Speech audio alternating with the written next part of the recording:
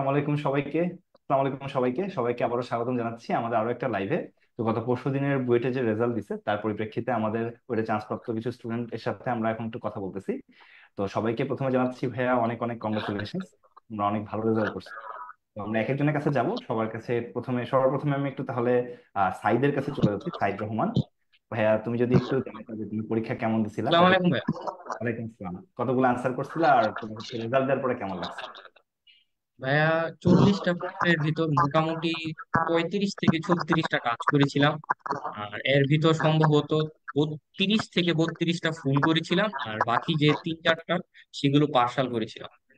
আচ্ছা আচ্ছা আচ্ছা, তোমার ভাইয়া হচ্ছে রেজাল্ট দেওয়ার পরে কেমন লাগছে? ভাইয়া রেজাল্টের সময় তো মানে আমি আর কি পরীক্ষার সময় কিছু কিছু কেমিস্ট্রিতে সিলি মিস্টেক করেছিলাম। তো আচ্ছা এখন আমার মানে ইয়া, মানে ডাবল ডিজিটে যে র্যাঙ্ক আসবে এটা মনে করেন, আর মানে সব মানে করি নাই, মানে আশা ছেড়ে দিয়েছিলাম। মনে করেছিলাম মনে করেন 100 200 300 এরকম রেঞ্জে থাকবে, কিন্তু মনে করেন যে ডাবল ডিজিট যে এসে পড়েছে, তখন মনে করেন মানে মানে সব পরিবারের সবাই মনে করেন অনেক অ্যাস্ট্রনিস্ট সারপ্রাইজ যেটাই বলেন না কেন। আচ্ছা আচ্ছা। তো হ্যাঁ, উদ্ভাস তোমাকে এই জার্নিতে কিভাবে হেল্প করছে? তুমি কবে থেকে উদ্ভাসে ছিলা? আমি উদ্ভাসে ছিলাম একদম এইচএসসি থেকে, মানে এইচএসসি থেকে উদ্ভাসের সাথে ছিলাম। আর এরপর এডমিশনের সময় হচ্ছে প্রথম 1 থেকে 2 সপ্তাহ অফলাইনে ক্লাস করেছিলাম। এরপরে এই যে আপনাদের ম্যারাথন, মানে এরপরে আর অনলাইনে যুক্ত হয়ে গেলাম। এরপরে ম্যারাথন ক্লাস করেছি খালি। আর বাসায় বসে ওই যে কনসেপ্ট বুক, প্র্যাকটিস বুক এগুলো সলভ করতাম। পরীক্ষা আর শুধু উইকলি গুলো দিতাম। আর এর পরবর্তীতে যখন হলো, মানে উইকলি গুলো শেষ হলো, এরপরে যে স্ট্যান্ডার্ড মডেল টেস্ট বলেন বা যে রিভিশন টেস্ট গুলা, ওগুলো আবার সবই দিয়েছি। আচ্ছা আচ্ছা, তোমার ছোট ভাই বোনদের উদ্দেশ্যে যদি একটু বলতে যে কিভাবে পড়লে তোমার মতো ভালো রেজাল্ট করা যায়। আমি শুধু মানে একটা কথাই বলবো যে অ্যাকুরেসি বাড়াও বেশি, মানে পুরো সিলেবাস যদি তোমার কমপ্লিট করতে না পারো সেটা অসুবিধা নাই, কিন্তু তুমি যদি সিলেবাসে 70 থেকে 80% কমপ্লিট করতে পারো, সেটা এমন ভাবে করো যাতে তোমার একদম নখ দর্পণে থাকে। আচ্ছা, অ্যাকুরেসি বাড়াও, এটাই বলবো। Thank you so much Saeed তোমাকে। তাহলে আমরা এখন একটু সাবিরের কাছে চলে যাচ্ছি ভাইয়া। সাবির যদি একটু আনমিউট করে হচ্ছে আমাদেরকে জানাইতা যে পরীক্ষা তুমি কতগুলো আনসার করছিলা এবং পরীক্ষার রেজাল্ট দেওয়ার পরে তোমার কেমন লাগছে। আনমিউট হয় নাই।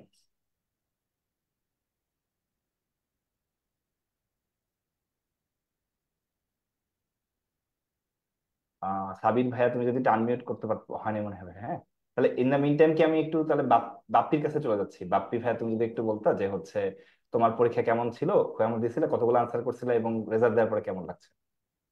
অ্যান্সার করছিলাম মোটামুটি 37 থেকে 38টা টাস্ক করছিলাম। হ্যাঁ। তো আমার এক্সাম দেওয়ার পর মনে হচ্ছিল যে এক্সাম অনেক ভালো হয়েছে, তবে 2-1 দিন পর আবার মনে হইলো যে অনেক সিলি মিস্টেক করছি, সেই জন্য একটু খারাপ লাগতেছিল।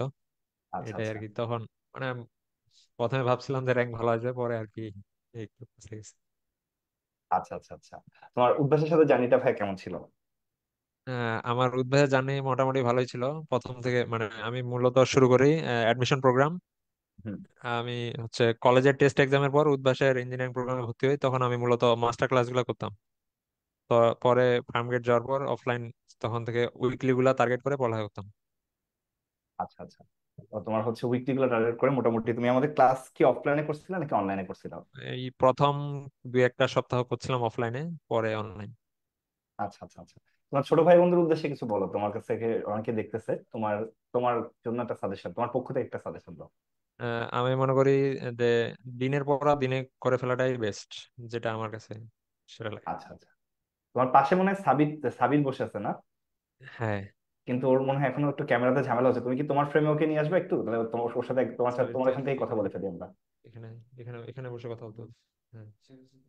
হ্যাঁ বস, এখানে বস, সমস্যা নেই। সাবির, তাহলে ভাই ওই ইয়াটা অফ করে দেন, কি ওই ওই ডিভাইসটা অফ করে দেন, আমি একবার ওইখান থেকে ইয়া করে দিই। আর এনায়েত ভাই একটু রিনেম করে দেন ওদেরকে। জি ভাই, জি। এখানে। Thank you Bappi.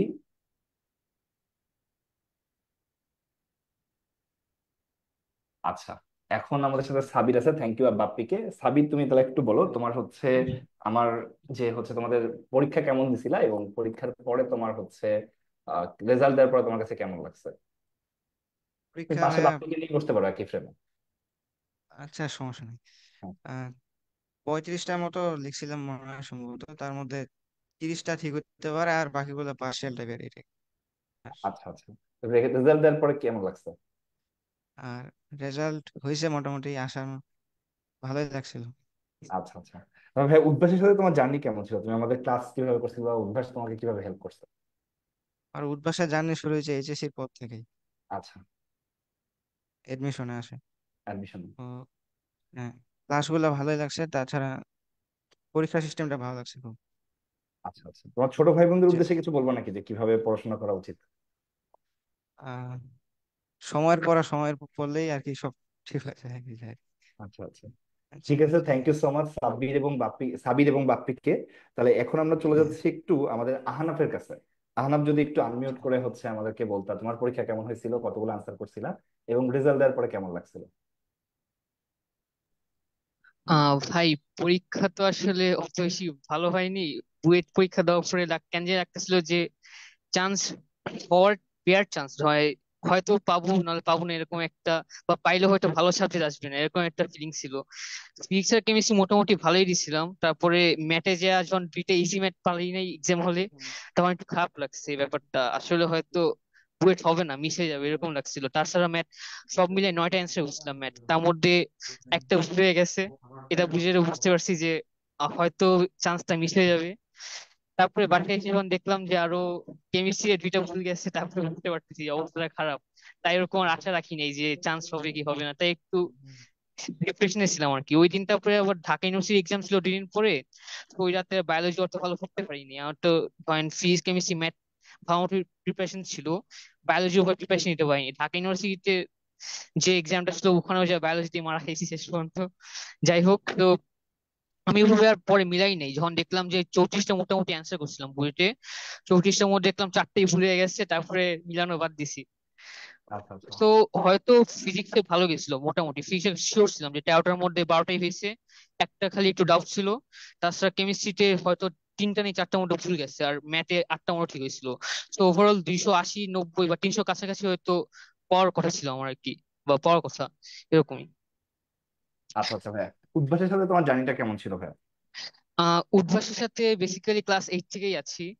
ক্লাস 8 থেকে উদ্ভাসের যে মডেল টেস্ট গুলো আছে, মডেল টেস্ট গুলো সবগুলোতেই করছি, মানে ক্লাস ওভাবে করা হয়নি, অনলাইন ক্লাস বা অফলাইন ক্লাস। অনলাইনের সাথে যুক্ত হয়েছে এই ইয়ার পরে, এই যে ওদের যে ফাইনাল রিভিশন কোর্সটা ছিল ওখানে ছিলাম, আর এই ইঞ্জিনিয়ারিং কোর্সে।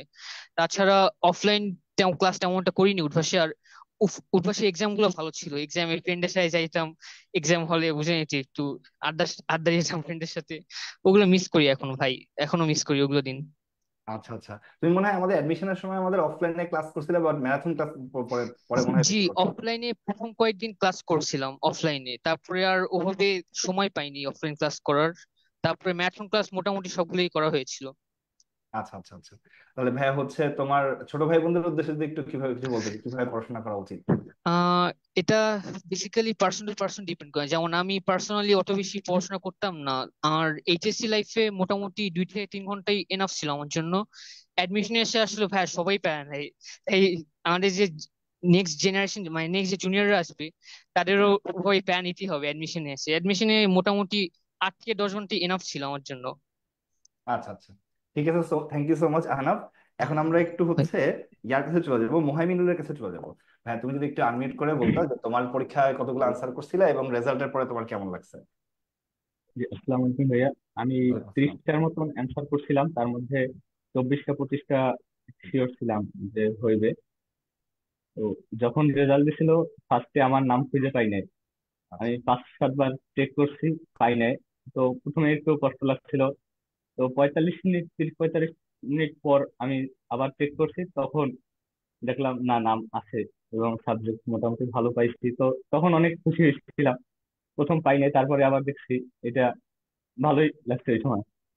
সবাই আব্বু আম্মু খুশি হয়েছিল। আচ্ছা আচ্ছা। ভাইয়া তোমার হচ্ছে উদ্ভাসের সাথে তোমার জার্নি কেমন ছিল? উদ্ভাস তোমাকে কিভাবে হেল্প করছে অ্যাডমিশনে? যে উদ্ভাসের সাথে আমি এইচএসসি ফার্স্ট ইয়ার হইতেই ছিলাম, একাডেমিতে অ্যাডমিশনেও ছিলাম। তো যথেষ্ট হেল্প করছে ভাইয়ারা। উদ্ভাসে একাডেমিক ভাইয়াদের দিয়ে যথেষ্ট হেল্প পাইছি, যখন চাইছি তখনই হেল্প পাইছি, এবং অ্যাডমিশনেও যথেষ্ট হেল্প করছে ভাইয়ারা। আচ্ছা আচ্ছা।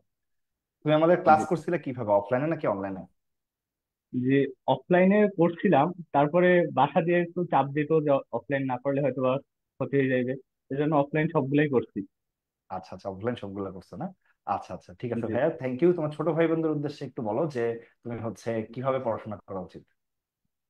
যে পড়াশোনা প্রথমেতে পরিশ্রম করতে হবে মন দিয়া, এবং একটা জিনিস যে জিনিসটার জন্য লক্ষ্য ওইটার জন্য মন দিয়া পরিশ্রম করতে হবে।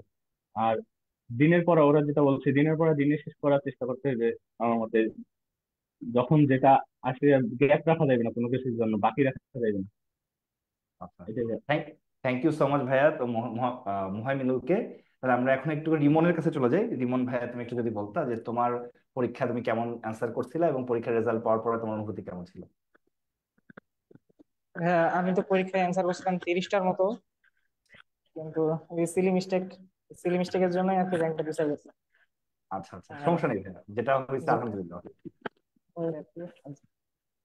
আচ্ছা, আর আমি রেজাল্ট রেজাল্ট পাওয়ার পরে কেমন লাগছিল আর কি, যখন মানে একটু দুঃখ লাগছিল মনে হয় একটু, যে র্যাঙ্ক একটু পিছাই গেছে তাই? যেভাবে যেভাবে আশা করছিলাম ওইভাবে হয় নাই, তবু আলহামদুলিল্লাহ আর কি। হ্যাঁ, তবু আলহামদুলিল্লাহ, যা হয়েছে ভাই আলহামদুলিল্লাহ। তুমি কোন সাবজেক্ট পাইছো? ভাই, আমি বেশি কেমিক্যাল ইঞ্জিনিয়ারিং।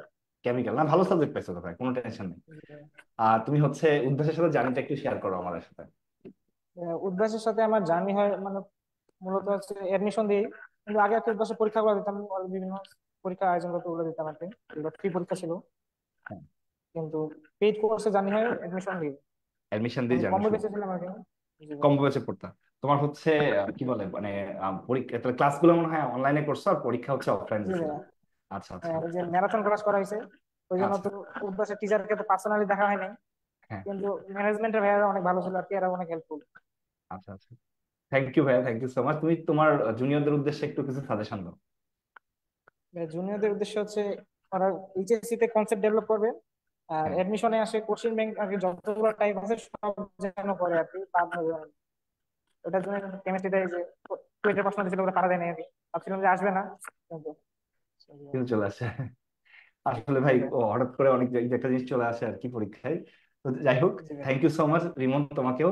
তো সবাই সাথে মোটামুটি আমরা কথা বলে ফেলছি, সবাইকে আবারও অনেক কংগ্রাচুলেশনস। আর সবাই যে তা তোমাদের আজকে রেজাল্টের পরের দিনও হচ্ছে একদিন পরে আমাদের সাথে জয়েন করছো, তোমাদের এত ব্যস্ততা রেখে, এখন তো খুব আনন্দের সময় আর কি, যেহেতু রেজাল্ট আমরা পাইছি, গরম গরম নিউজ, তো এনজয় করার সময়, ফ্যামিলিকে টাইম দেওয়ার সময়, বন্ধু বান্ধবের সাথেও টাইম দেওয়ার সময়। তো এর মধ্যেও কিছু টাইম আমাদেরকে দেওয়ার জন্য ধন্যবাদ। আর যারা যারা লাইভটা দেখতেছেন সবাইকে বলতেছি যে আরো পরবর্তীতে আমাদের লাইভ হবে। এই লাইভটা আমরা এখানে শেষ করতেছি। সবাইকে ধন্যবাদ এতক্ষণ ধরে দেখার জন্য। সবাইকে আসসালামু আলাইকুম, আল্লাহ হাফেজ।